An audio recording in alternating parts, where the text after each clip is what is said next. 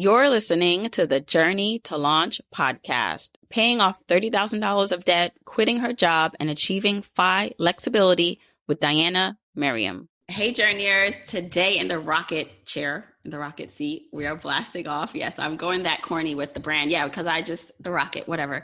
We have Diania Merriam on the podcast. Diania, I can't wait for people to hear your story because I am so excited to be here. because your journeys thus far, and you're not done yet, I think will help people who are just starting or just on the path themselves. And because it all really shows you what happens when you just start, what happens, the amazing things and opportunities that unfold for you. So I'd love to hop into first, like financial independence. That's your jam. That's what you're on the path towards. But where did you first begin? Because you didn't always kind of know everything you know now. You were in debt at one point. So let's start back then. Absolutely. So I would say in my 20s, I was completely financially illiterate. And really, I just wasn't paying attention. Like I knew I had some debt, but I had this mindset that, oh, my debt doesn't matter. And I don't have to worry about savings or investments or retirement because I'm so young and I'm going to be making millions one day. Right. And I mean, that's great that I really believe in my own, earning potential. That's fantastic, but it's a terrible financial plan. No one ever explained to me the power of compound interest and investing when you're young. And so I found myself, at 28, I got curious of like, what's going on with my finances? I know I have debt, but I didn't actually know how much debt I had. So I ran a credit report and I was 30 grand in debt for like no reason, simply from not paying attention. So half of that debt was credit card debt from living outside my means. I mean, I was in New York City, I was partying up, I was going out every night, I definitely had my 20s, let's say. And then the other half of my debt was student loan debt, which doesn't sound that bad, right? Like 15 grand in student loan debt. However, I got a full scholarship to college, a full academic scholarship. I took out loans for living expenses because it was offered to me. I didn't need that, right? And so no one ever told me that, oh, just because someone offers you this loan, you don't have to take it. And so, I found myself in 30 grand of debt total. And, I think that in my late 20s, I was approaching my 30th birthday. It's one of those very reflective birthdays. And I had been so focused on my career and climbing the ladder. And I realized that I didn't have all that much to show for it, especially when I figured out that I was 30 grand in debt. So I kind of got in my head that I really wanted to get out of debt. And a big reason for that is because I wanted to take this trip to Spain to go walk the Camino, which is a 500-mile trek across Spain. I wanted to go walk across a country. Isn't that obnoxious? And so I knew that I was going to need to get out of debt to be able to save the money to be able to go on this trip. Because I honestly thought I was going to have to quit my job to go on that trip. I've never heard of anyone or seen any examples of anyone like being granted a leave for something like that. So in my mind, like I got to get out of this debt. There's a real sense of urgency around it. And so I started kind of searching for debt reduction calculators and that kind of thing. And I stumbled, or actually a friend of mine sent me in a Mr. Money Mustache article. I'm pretty sure it's the one that talks about how your debt's an emergency. Yeah. And discovering that blog, I like to describe as a refreshing punch in the face because it just made me realize how stupid I was being about my money and just completely unaware. And so it created this sense of urgency and I did a complete 180. I started cooking every meal that I ate. I split my internet bill with the people who lived below me. I stopped going out and I made my apartment more fun than a bar. So I would have these like elaborate dinner parties where everyone else would bring the booze. And I figured out how to cook for 8 people on $30. And it was so much fun. I mean, it was so much fun. I would host clothing exchanges. I didn't buy any clothing. Me and my friends would just share all our clothing. And it was just a very creative time for me. And it helped me tap into this resourcefulness that I didn't even know that I had. But it also allowed me to get out of 30 grand in debt in 11 months. 30 grand of debt in 11 months. Squashed it, right? Yeah.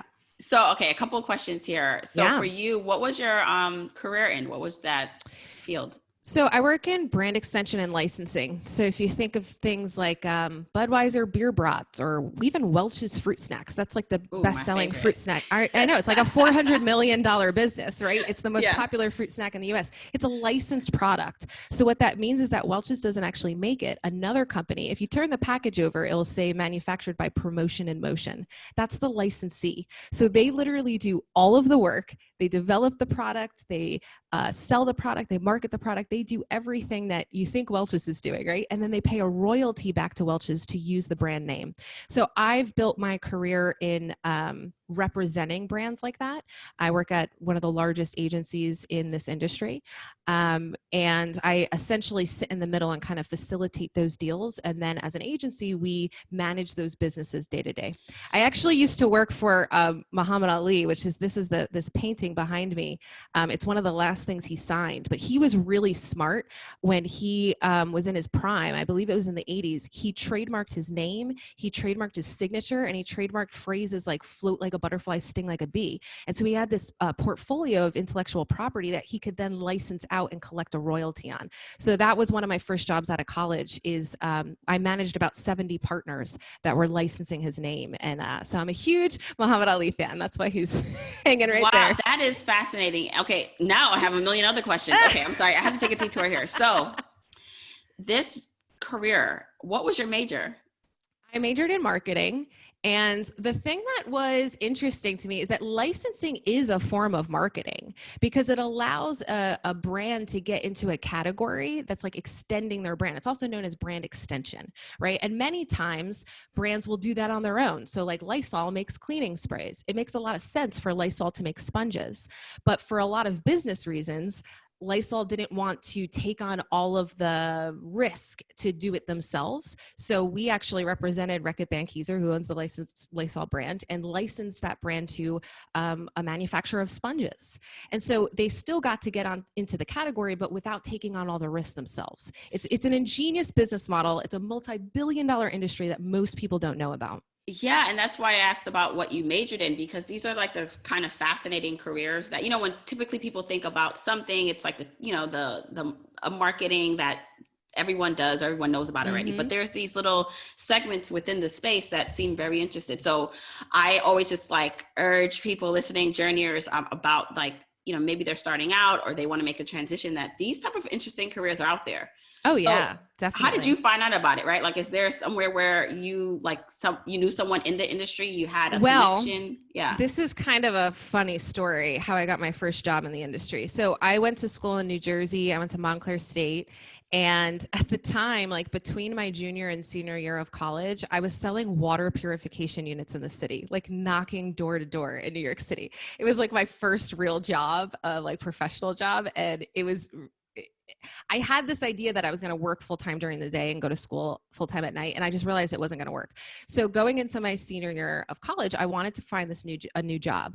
And I just went on like the school's, job listings. And there was a licensing agency literally right around the block from my house where I was living in Montclair.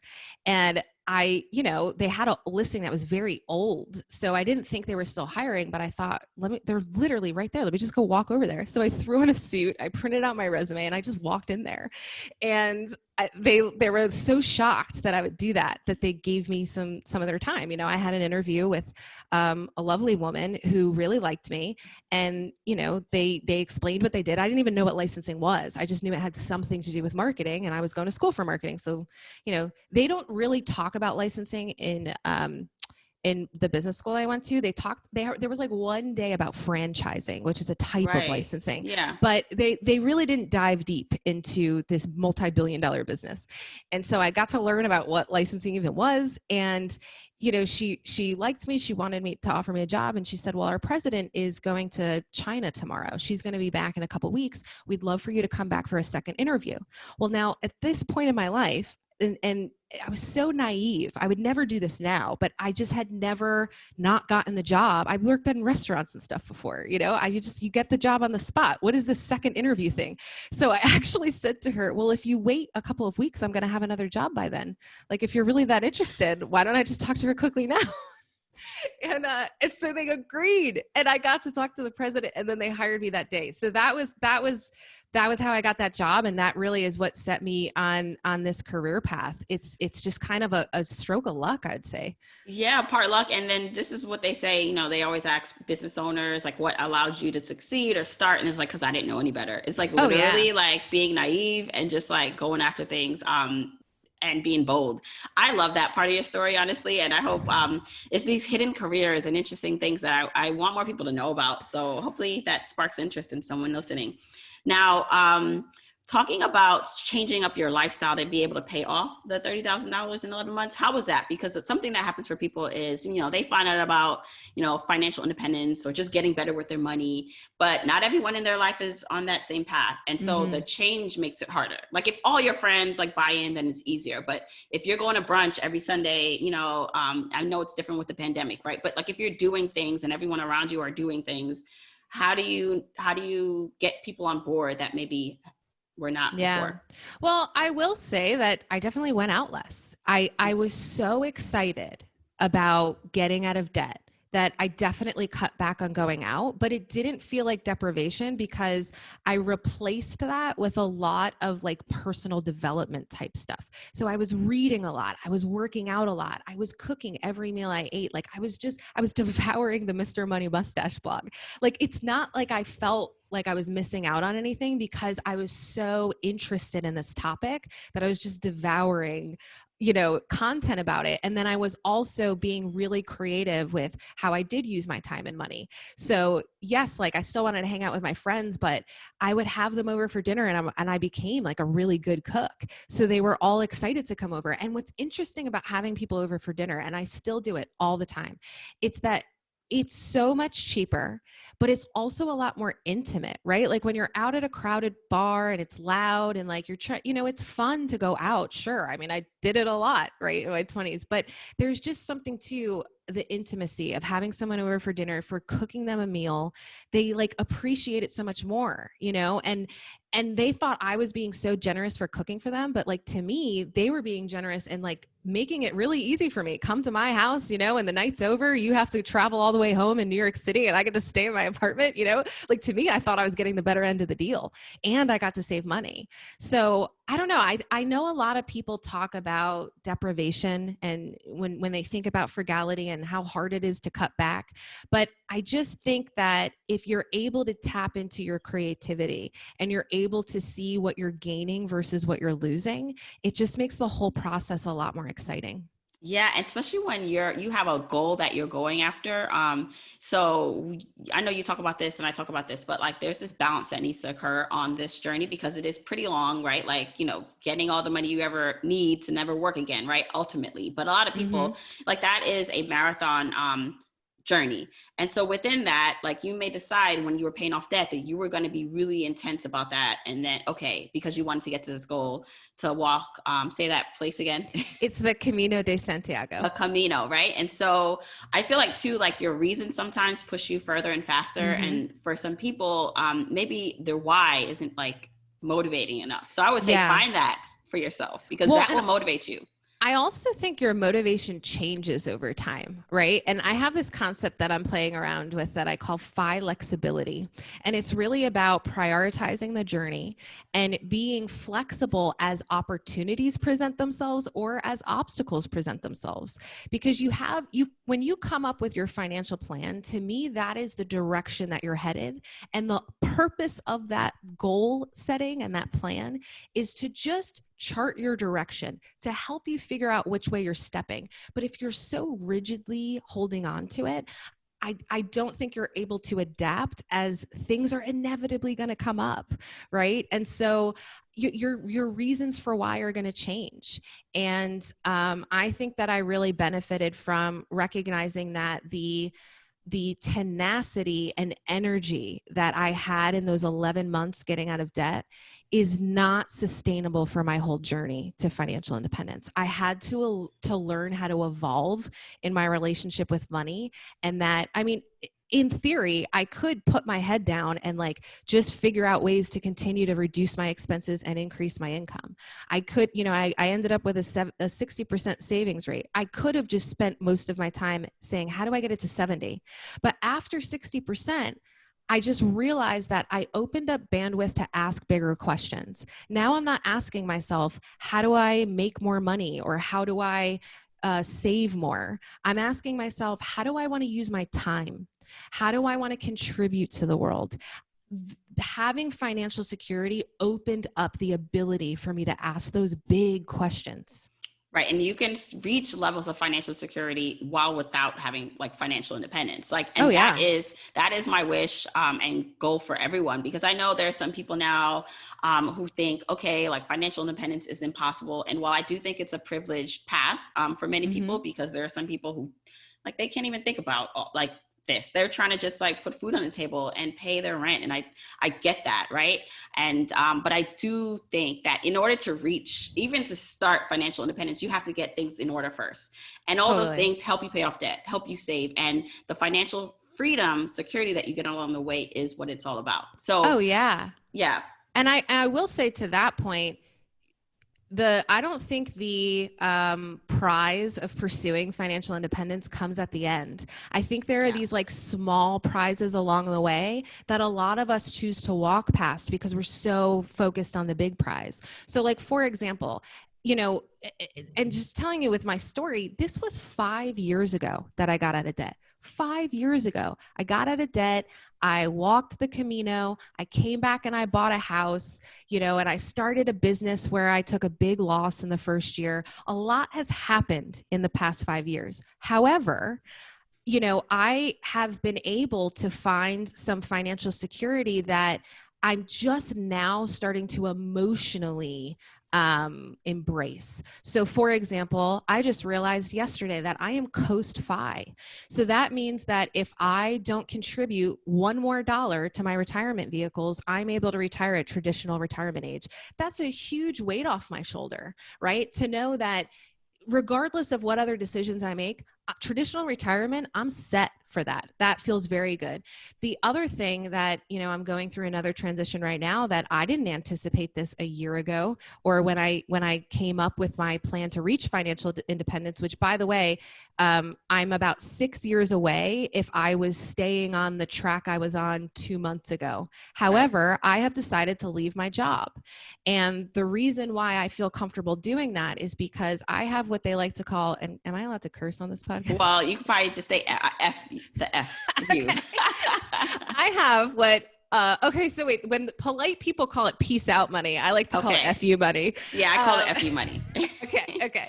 So that means that I have, and it can be 1 to 2 years of your yearly expenses, liquid or in cash. So I have 2 years. You can have 1 to 2 years to consider yourself having like FU money. It's more of a safety net than just an emergency fund, right? And it's not invested in like a retirement vehicle where it might be difficult to draw to get it out.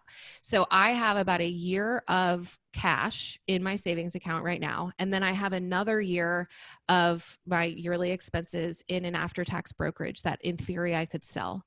And so I have 2 years of expenses that opens up this option for me to walk away from my 6-figure salary. It's a hard decision to make because I'm not financially independent. And I had anticipated that I would just work here for 6 more years. What's 6 more years? To be 5 by 40 sounds good to me, but things change. And I think, you have to be able to adapt when obstacles cross your path. And I was faced with this decision of, am I going to use my FU money the way that it was designed? And I decided to take that opportunity. And so I'm going to spend the next year flirting with self-employment, which I know I've heard your story and you took that leap as well, which is really exciting. And it's scary, when you're used to being a W-2 employee and now you are working for yourself, it can be scary, but I've gotten to this place where I trust myself enough that I'm going to figure it out. Yeah. And that's the thing, the skill sets that you get. And again, I can see someone listening is like, okay, that sounds great. You guys were able to quit your job, save up 1 to 2 years. Like, come on, like I'm just trying to get an emergency fund together. But I'm telling you, the skill set it takes you to figure that budget out and stick to it for a month, 2 months, get that group going. The skill set it takes you to stick with an article or a video about index funds or something that right now maybe you don't understand, whatever concept. That skill set, that brain muscle that you're building, this kind of like tenacity of figuring it out, it grows as you get on, the journey. Absolutely. And these are the same skills that then allow you to see things totally different. Like you would not have seen the opportunities before that were in front of you. Same thing as you, Diana. Like I had no clue when starting to Journey to Launch. Like I didn't have this big goal of at first that Journey to Launch would be the thing. But then I'm like, wait a second. Like I'm building a whole new kind of career path on the side. Like what could this be? But I would have never known that, right? And so I just encourage. I always just try to put myself where someone listening who is not where we are, and really want to encourage you to think, even though you can't see all the amazing things that will happen for you, even if you're in debt right now, as soon as you start this, no matter how little the progress you feel you're making, it will open up more opportunities for you. Well, and I think it's so important to work on your mindset. If you have a scarcity mindset where you believe that, oh, this story is great, Diana, but it's not possible for me. Well, if that's what you believe, then that's what's true. It isn't possible for you. I think it has to start with you believing that it is possible, and really shifting your mindset to an abundance mindset. And that takes a lot of hard work. We are surrounded by messages that it is impossible to get ahead, that it's impossible to build wealth, that you need to spend money on X, Y, and Z. It's not easy to fight your consumerist conditioning. It's really not. So I would encourage people to be patient with themselves, to be compassionate towards themselves, and to recognize that it's a process. So even if you're not there yet, just recognize that you're on your way. The fact that you're even listening to this podcast right now means that you're on your way. Yeah. And even if some things are rooted in facts, right? Like, and I always, go back and forth with, obviously there's a self-responsibility part of this and what the most you can do. And I think also acknowledging that there are like systems in place systematically that, have prevented, people of color, specifically Black people, from doing certain things, right? Like, the wealth gap and all these things are real, but also understanding and why it's so important for me, like, cause I think representation matters. And so while, you may not relate to everyone's story and everyone has different starting point, maybe you didn't get like a full ride, like, but, and you have way more student loan debt that, again, if you think, okay, this person, like they didn't have to deal with anything I dealt with. So what do I have to learn from them? I think for some people, breaking free of that too is important, because like same thing, Mr. Money Mustache. I feel like he was the gateway for me to him and, Radical Personal Finance. I don't really listen to his podcast anymore. I don't really listen to a lot of podcasts anymore, but the other guy, Mad Scientist, right? Like there are these people that like I technically like on the surface have nothing in common with.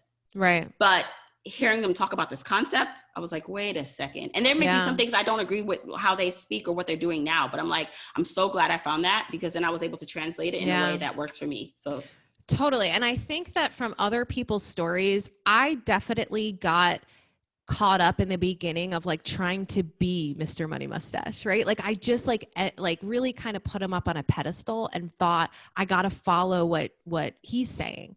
But I just think personal finance is personal, and you're going to have to come to your own understanding of your own relationship with money. And just because I'm sharing more about my relationship with money and the choices that I made, they're not all going to apply to you. Like, I don't think that anyone can repeat anyone else's story, but I think we can be inspired by other people's story. And I think we can start to ask those questions. Well, what's possible for us? Because even if you can't reach financial independence by 40, first of all, it's not a race and you're not in competition with anyone else, right? But I think we can all agree that you can do something to improve your financial situation, something, anything.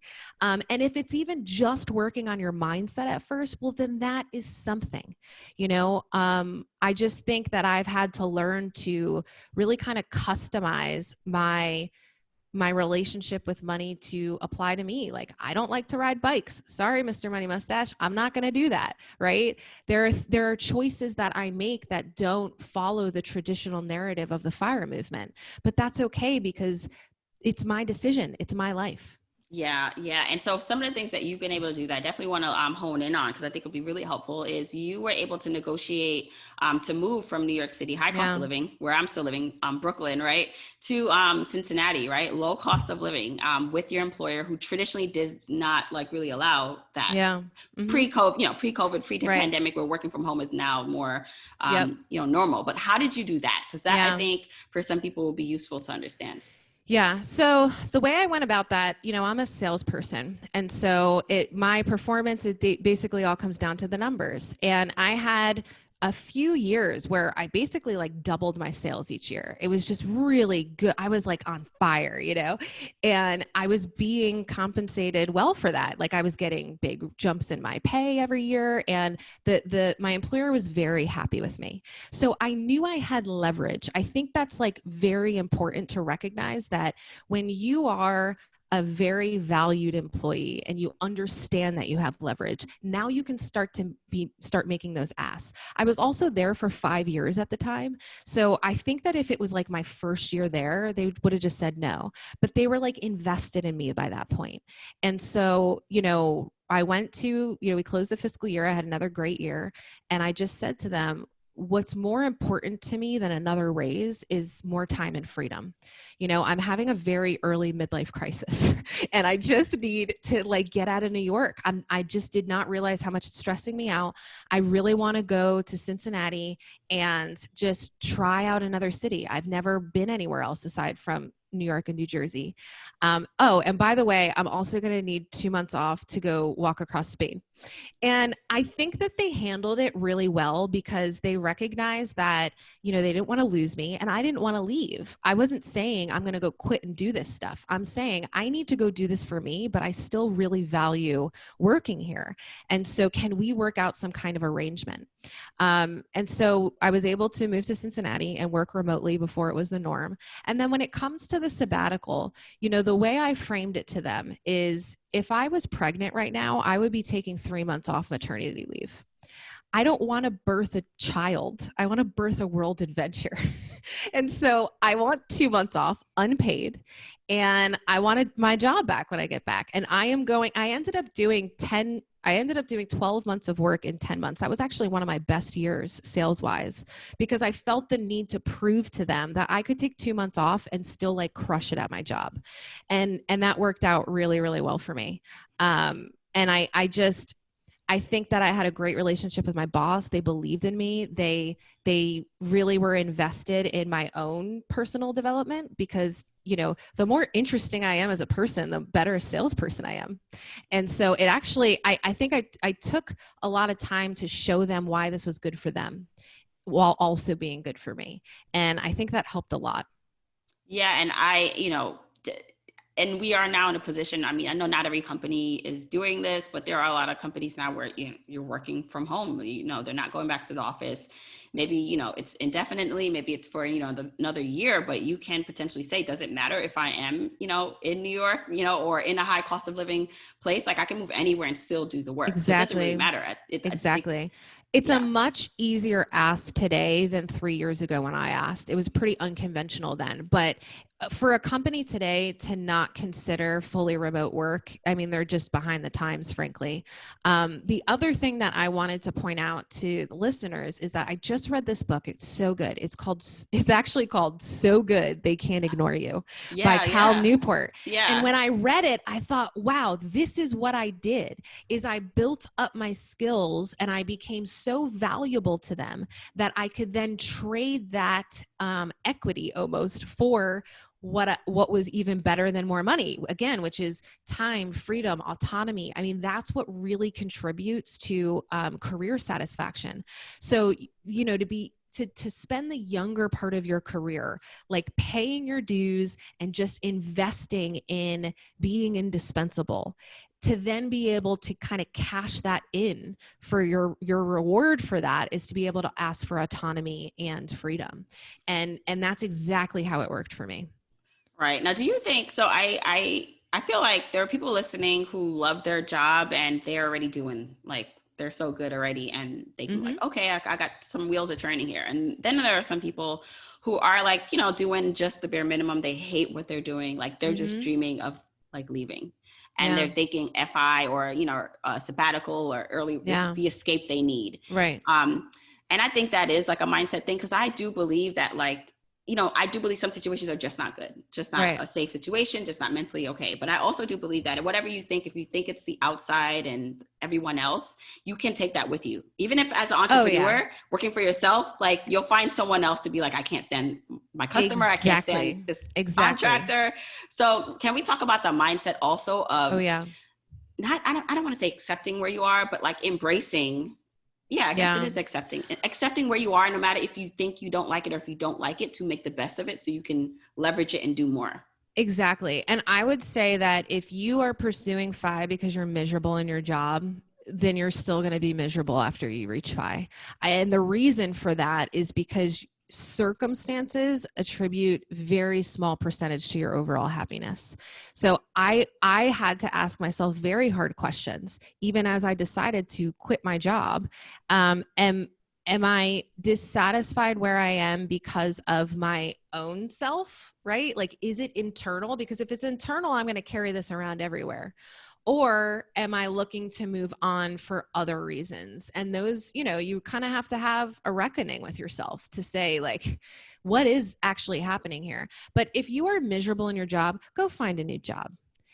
Like, I just don't think it's enough. I used to think, how am I going to find something else to do that's going to pay me as much as I'm making here? And I would like torture myself over, should I leave? Should I stay? What should I do? And the reality is that, yes, we're all racing towards FI, depending on how fast you're going, but life is short. Life is too short for you to kill yourself to reach FI. It just is. If you're going to tack on more time to go do something that you like, I mean, that's what I'm doing. I was 6 years away, and now I have no idea where my income is going to come from, right? I could have set myself back years, 5-10 years, who knows? But you know what? Like, maybe I make more money than I ever thought I would. So I think it's boldly stepping into the unknown. And if you are miserable, then I think you got to work on yourself. Here's one of my favorite quotes. Your level of success will rarely exceed your level of personal development, because success is something you attract by the person you become. So you're not going to be successful if you're miserable, is what I read that to mean. And so invest in yourself, invest in your personal development, invest in your abundance mindset, and you will figure it out.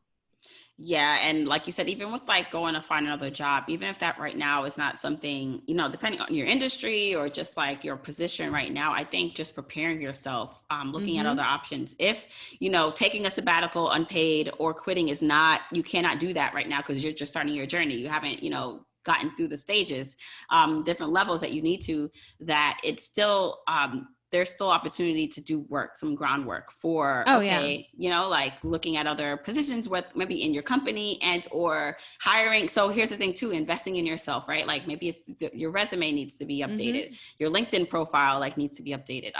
Looking at different types of industries that you may want to switch into. So definitely.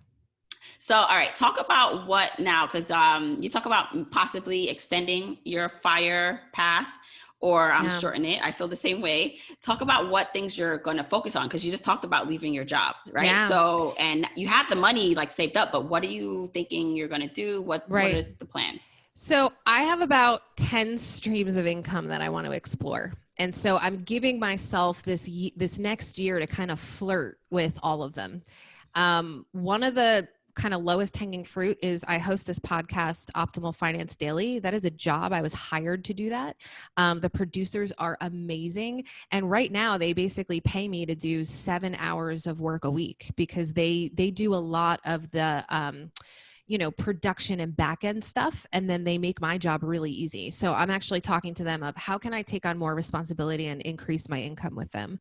The other thing I'm looking to do is, some consulting type opportunities in my licensing career. I've got 12 years of knowledge, and I've worked for the largest licensing agency in the world. So I think I have a lot to offer, and to be able to offer my knowledge on a consulting basis, on a freelance basis, emphasis on project-based work, where I can charge by the hour and be really like clear about how I'm going to use my time and how I'm paid for that time, is very exciting for me. I'm also looking at other things like, so for example, the EconoMe conference is a business that I started a couple of years ago, and that's much more of a passion project than it is a source of income for me. But I made a pretty large investment to get it off the ground. So the event itself cost me about 60 grand, but I only had about 20 grand in ticket sales. So I took a huge 40 grand loss on that business that I'm actually hoping to recoup this year. So it's not, I don't consider it a source of income. I consider it recouping my investment, but it still helps with cash flow for this year, because that's like more than a year of expenses for me if I'm able to recoup that. So definitely investing in continuing to spend a lot of time on the EconoMe conference. Even though it's not a source of income, it has become this springboard for me for other sources of income. So like, you know, I signed a bunch of sponsors for the next year, and now I'm talking about other work I could do with them or freelance writing I could do with them. Getting this podcast job was a direct result of, because I have this history of building this event.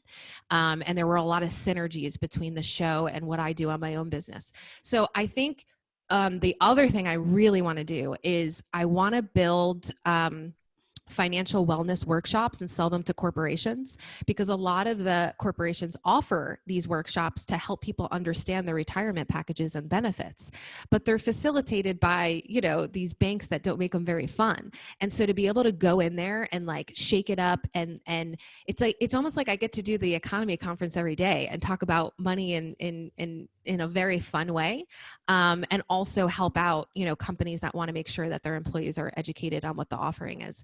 So I just have so many ideas. I could go on and on because I've got 10 of them, but I won't bore you here because I'm still exploring all of them. And they all really kind of feed and build on each other. So I think it's going to be a really dynamic, exciting year of exploration. And you know what? If it doesn't work out, I'll go get another full-time job. You know, I'm pretty well connected in my industry to have the assurances that, you know, there will be a job for me if I really wanted one.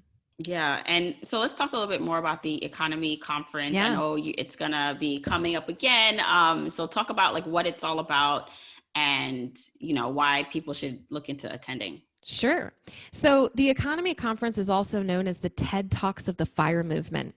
So one attendee, because we did an after event survey after the first event, and one attendee described it as a party about money, which is exactly what I was going for. So it's very similar to how you think of TED Talks, but you know, we've got music, we've got lighting, it's like a show, it's a performance. So it is as entertaining as it is informative, and really it's designed to inspire you on your path to financial independence. Whether you're just starting out, whether you're like me and you're well on your way, but you wanted to like surround yourself with money nerds and continue to like fuel the fire. It's really designed to appeal to a very broad audience. So we have about 9 speakers or 9 speaker slots. Last year we screened the documentary Playing with Fire. We had breakout sessions. We had a big after party. We have all these activities like we're going to do a kayaking excursion and an urban hike around Cincinnati. It's a 2-day event. And it really is about surrounding yourself with community. If you are just interested in seeing the speeches, I'll give those to you for free. I've got a YouTube channel. You can go and watch all of the speeches from last year. If that's what you're interested in, like, I'll just give that to you.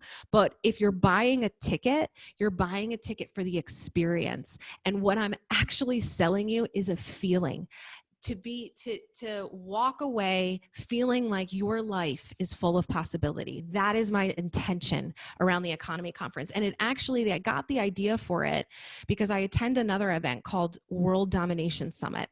And it's been going on for about 10 years. Mr. Money Mustache spoke at it one year. That's how I found out about it. And I've gone to like the last 3. I think this coming year is going to be my 4th time, and they're ending it. They're not going to have it anymore. And it's ridiculously expensive. It's like $700 a ticket. But you know what? It's worth every penny, because when I go, I meet the most incredible, creative, interesting people.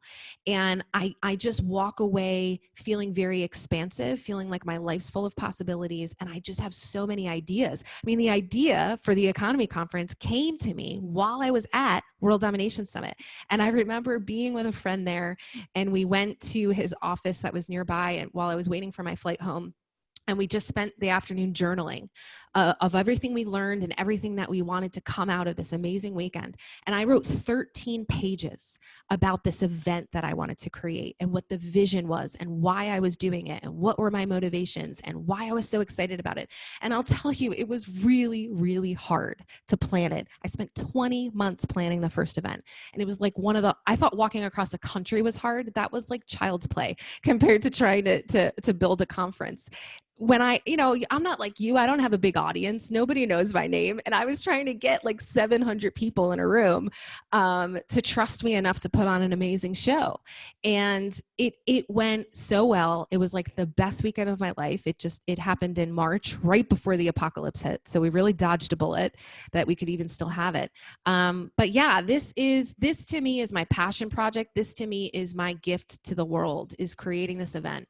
Even though it's a full-time job and I don't make any income on it, it is like there are so many non-monetary benefits to doing this. I get to have conversations with you because I have something, that I'm offering to the community. And there's just, it's to me, it's like my baby. I don't have any human children. So I just love it. And I invite your audience to check it out. You can go to economyconference.com. The next event is scheduled for August 7th and 8th at the University of Cincinnati. Obviously, where we are in this apocalypse, we don't know if we're going to be able to gather in large groups. We are anticipating selling out. But if it doesn't happen on August 7th and 8th, then we will push it to the second weekend in November. So I already have those dates held. And then if it doesn't happen the second weekend in November, it will be pushed to March 2022. So if you have any interest, I think this is going to come out during the early bird pricing, which is only available from March 7th to April 10th. This is the lowest price the tickets will be offered at. If you have any interest in coming, just buy a ticket, because either it's going to be pushed off to one of those other two time frames, or if you really can't come one of those two time frames, I will hold your ticket till 2023 for the next event, or I'll refund it. I mean, there's really no risk in buying a ticket now.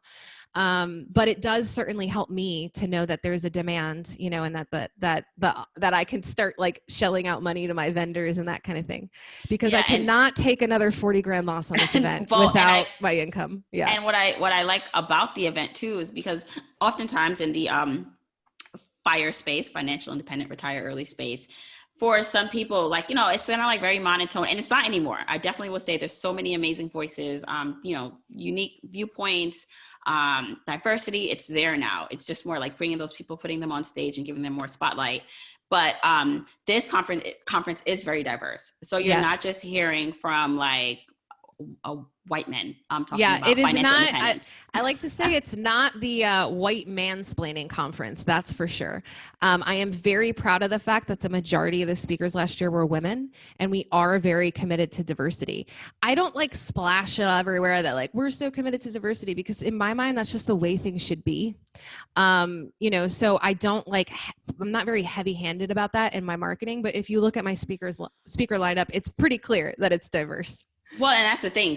You don't have to be a lot of these like people are like being performative in a lot of areas just so they can prove there's something. But if you've been walking the talk, like that's, you already know from my platform, from when I saw, your speaker list, and I know there was talk about me possibly doing it, that I was like, okay, like this is the kind of conference, this is kind of place I rather be than in some of the other places. So okay, so much. I think this was an amazing chat.